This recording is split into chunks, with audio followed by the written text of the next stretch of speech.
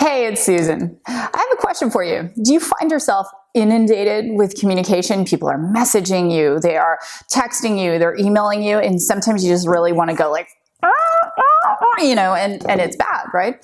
Well, in today's Business Basics training video, I want to talk to you about email communication. So recently I was reading about Tony Hsieh's schedule. Now, if you don't know who Tony Hsieh is, he is the founder of Zappos. He's also the author of one of my favorite books, Delivering Happiness.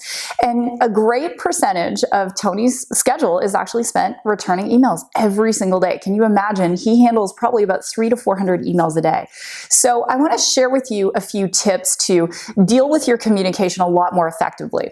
The first thing I want you to imagine is that if your intention is to, say, be a millionaire, based on a 40-hour work week, your time is going to be worth about $500 an hour. So if you're dealing with emails that are lengthy and you have to spend a lot of time considering them, those are going to cost you time, and time inherently is money. I specialize in teaching work-life balance, and anytime I can teach you to become more productive, to shorten the length of time something takes, it frees up time to do some other things, the things that bring you joy, the things you love, spending time with your family, even going to the spa. So let's get down to business. I want to give you a few quick tips. The first thing when it comes to dealing with email is, number one, keep it short and sweet like a tweet.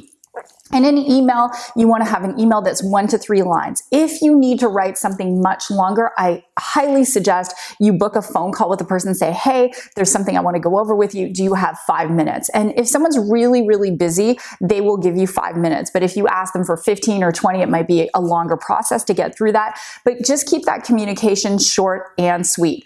Tip number 2 is email spacing. I get emails, honest to goodness, they are like these really long missives, and it's just, maybe this person missed grade 8 grammar or whatever, but there's no paragraph spacing. It's just lengthy pages and pages. So you do want to space it. If you have to send an email that's a bit longer, perhaps it's something to do with legal, a real estate transaction, whatever it is, make sure you are using proper spacing. And you don't have to be perfect, but it just makes it easier to read. The third tip I want to give you is how to really have someone open your emails. A great title is As Promised. Let's say you met with a potential client, a business partner, and you promised to send them an email. Titling it As Promised is going to increase the likelihood that they are going to open the email, or as per your suggestion, or regarding the question you answered, something that makes it personal to them, that shows them there's something in it for them in order to open up this email.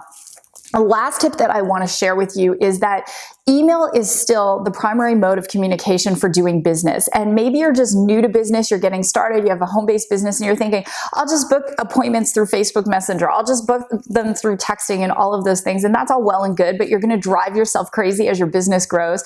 And frankly, when it comes down to taxes, and you guys know I'm passionate about making sure you're super organized, that email is still the major form of communication. Anything you have to validate with your CPA or with your chartered accountant, whoever it is for you. So if you are booking appointments, take them from a place of social media booking to an email. And the reality is your social media site could get shut down, and then what are you going to do, right? So try and keep one mode of communication. And the nice thing about using email is that email is going to allow you to sync it with whatever calendar you're using, whether it's a Google Calendar, iCal, or Outlook, whatever it is. So that's it for today's Business Basics training video. If you found this helpful, I would encourage you to share it.